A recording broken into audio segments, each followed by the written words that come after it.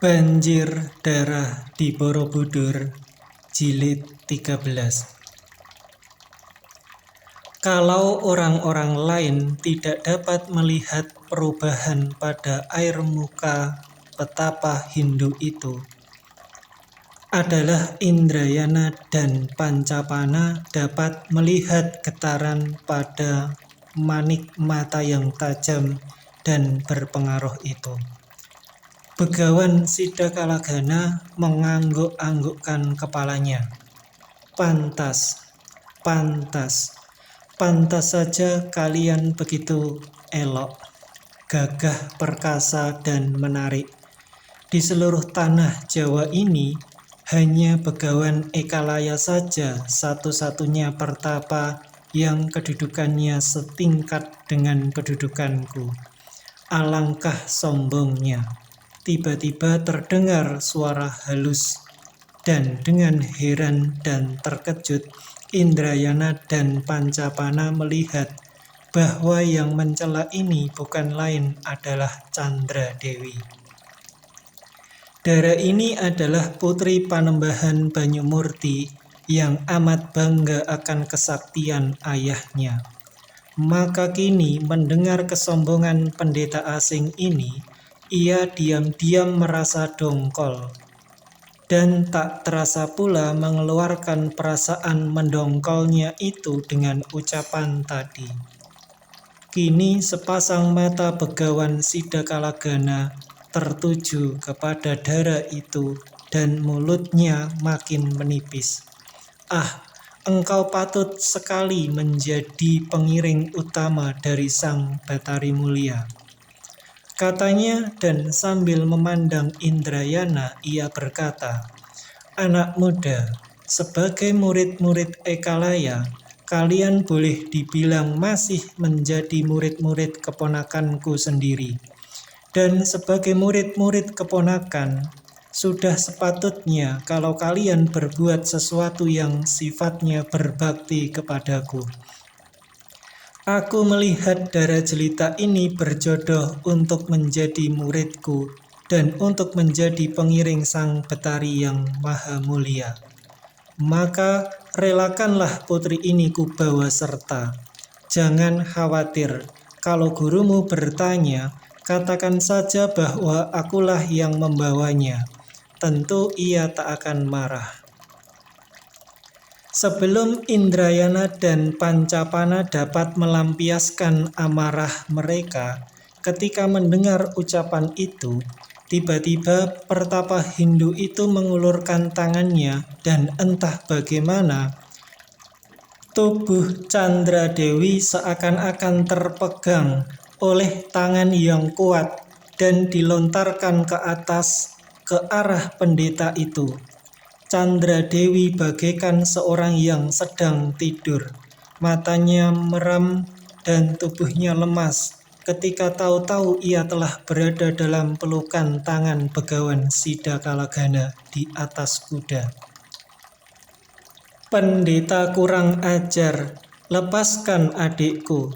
Pancapana berseru dan menubruk maju dengan tangan kanan diulur. Akan tetapi terdengar seruan keras, dan ketika pendeta Hindu itu mengebutkan ujung lengan jubahnya yang panjang, maka ujung lengan baju itu memukul ke arah dada Pancapana yang tiba-tiba terlempar ke belakang dan jatuh di atas tanah. Ia merasa kepalanya pening.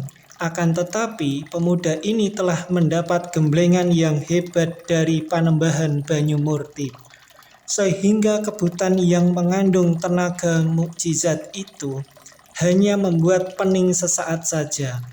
Ia telah berdiri lagi, akan tetapi ia telah didahului oleh Indrayana yang tak dapat menahan kemarahannya lagi. Ia mencabut keris pusakanya yang dibuat sendiri oleh ayahnya, yaitu keris baja putih yang bernama Brajadenta, kilat putih.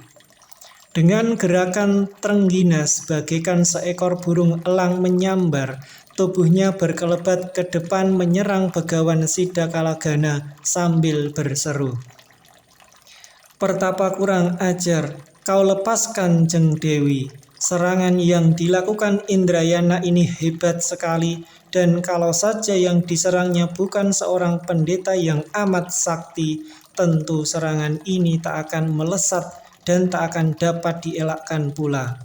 Akan tetapi, pendeta Hindu itu benar-benar sakti dan hebat kepandaiannya. Begitu melihat sinar senjata itu dan melihat gerakan yang sedemikian cepatnya, ia maklum bahwa pemuda ini memiliki pula ilmu kepandaian dan kedikdayaan yang tak boleh dipandang ringan. Maka cepat sekali tubuhnya bergerak dan tahu-tahu ia telah melompat turun dari atas kudanya. Kurang ajar, jangan lari, teriak Indrayana yang menyerang lagi dengan nekat dan marah. Anak muda, engkau benar-benar berani melawan aku, kata pendeta itu yang memeluk tubuh Candradewi dengan tangan kiri. Dan sekali tangan kanannya bergerak, maka ia telah mencabut keluar sebatang tongkat yang ternyata adalah seekor ular kobra yang telah kering. Ular itu besar sekali, lebih besar dari lengan tangannya dan panjangnya kurang lebih sedepa. Tubuh ular itu yang telah kering itu bengkok-bengkok, dan kepalanya amat mengerikan. Karena mulutnya terbuka lebar, pendeta Sida Kalagana memegang senjata aneh, akan tetapi cepat sekali ia memutar-mutar senjata itu yang menyambar-nyambar ke arah Indrayana. Pemuda yang gagah perkasa ini sama sekali tidak merasa gentar atau jerih menghadapi senjata lawannya ini. Akan tetapi, ketika senjata aneh ini keluar, bau yang amat amis menimbulkan muak. Ia terkejut sekali. Ia maklum bahwa ular kering di tangan begawan Sida Kalagana mengandung racun yang amat hebat dan berbahaya. Tak perlu terluka parah oleh senjata itu. Baru kena digores sedikit saja oleh senjata itu, Indrayana lalu mengerahkan kepandaian dan kegesitannya, menggerakkan keris pusakanya untuk menjaga diri dan membalas dengan serangan-serangan hebat. Dimas Indrayana, jangan takut, aku membantu. Tiba-tiba Pangeran Pancapana berseru, dan pedangnya diputar cepat menyerbu begawan Sida Kalagana. Tadi dalam keadaan marah, Pancapana telah berlaku kurang hati-hati sehingga ia terkena kebutan ujung lengan jubah pendeta itu. Untung pemuda ini memiliki kesaktian tinggi. Kalau tidak, tentu kepalanya akan pecah terkena pukulan yang ampuh itu. Setelah kepalanya tidak pening lagi, Pancapana melompat berdiri. Melihat betapa Indrayana didesak oleh senjata ular yang hebat tadi, ia cepat mencabut sebatang pedangnya lalu menyerbu. Serangan pedang di tangan kanan Pancapana ini kembali mengejutkan begawan Sida Kalagana.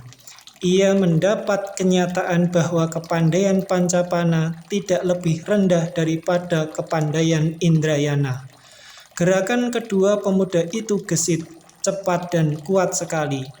Permainan mereka dalam gerakan senjata amat sempurna, sehingga mereka merupakan lawan yang tangguh dan sukar dilawan.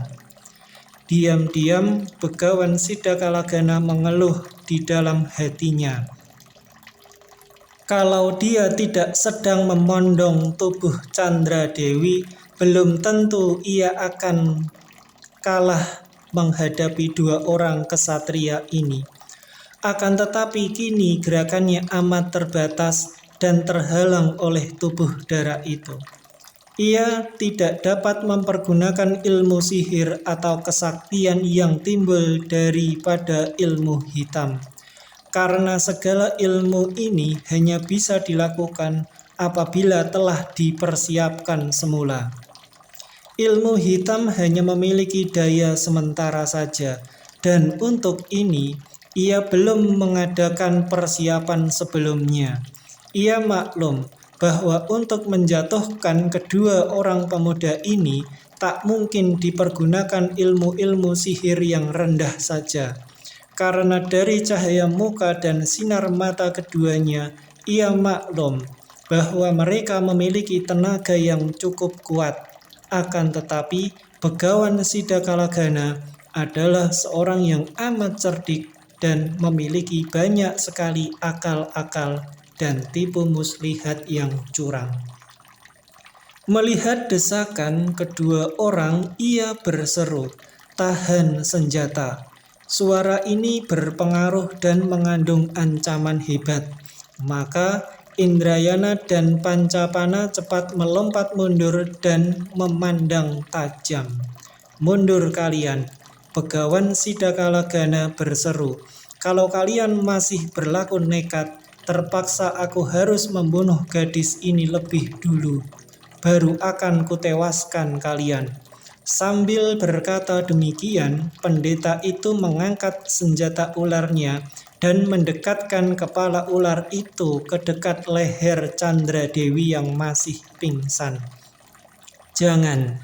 Tiba-tiba Indrayana berseru dengan suara gemetar, "Jangan bunuh dia." Begawan Sidakalagana tertawa terbahak-bahak. "Hahaha. Siapa mau membunuh darah jelita ini? Sayang kalau dibunuh. Tidak, aku akan membawanya ke Candi Sang Batari yang Maha Mulia dan ia akan dipuja-puja di tempat itu."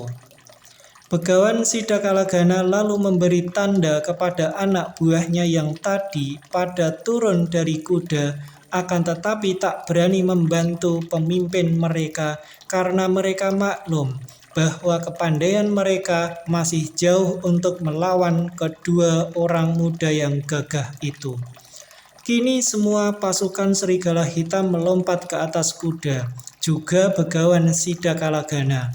Melompat dengan sigapnya ke atas kuda putih yang telah disediakan oleh anak buahnya. Kemudian ia berpaling kepada Indrayana dan Pancapana. "Sekali lagi, jangan kau halangi aku pergi membawa si Deno ini. Karena sekali saja engkau bergerak, si Deno ini akan kulemparkan kepada kalian sebagai mayat." Ia tersenyum dan sepasang matanya bergerak liar. "Akan tetapi aku tidak melarang kalau kalian memang memiliki kepandaian dan kegagahan.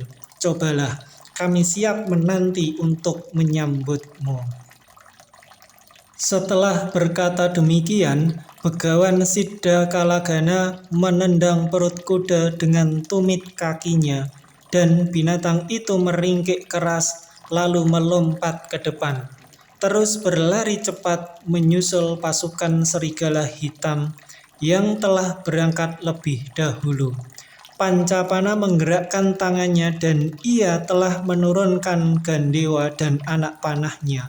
Akan tetapi Indrayana cepat memegang lengannya. "Jangan, Kakang Mas Pancapana. Apakah engkau ingin melihat Jeng Dewi dibunuh?" Orang macam pendeta itu berhati kejam dan keji. Ia tak akan ragu-ragu untuk membuktikan ancamannya. "Habis bagaimana, Dimas Indrayana?" tanya Pancapana dengan cemas dan bingung. "Apakah engkau akan membiarkan saja Chandra Dewi diculik dan diganggu olehnya?" Indrayana mengertakkan giginya dan mengepal tinjunya. "Tidak, aku tak akan membiarkan dia diganggu oleh siapapun juga. Biar kupertaruhkan jiwaku untuk menolongnya. Akan tetapi kita harus dapat melihat gelagat dan berlaku hati-hati, Kang Mas. Bukankah tadi pendeta jahanam itu menantang untuk datang ke tempat tinggalnya? Nah, mari kita mengejar mereka dan berusaha menolong Jeng Dewi.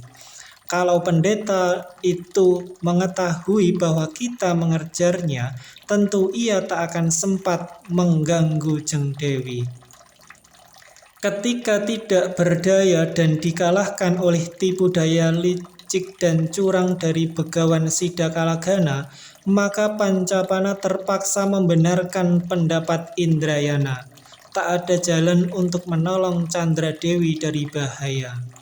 Kedua pemuda yang gagah perkasa itu lalu mengerahkan kesaktian mereka dan mempergunakan ilmu lari cepat Maruta Marga atau jalan angin. Tubuh mereka merupakan bayangan yang cepat sekali bergerak maju, seakan-akan kedua kaki mereka tidak menginjak bumi.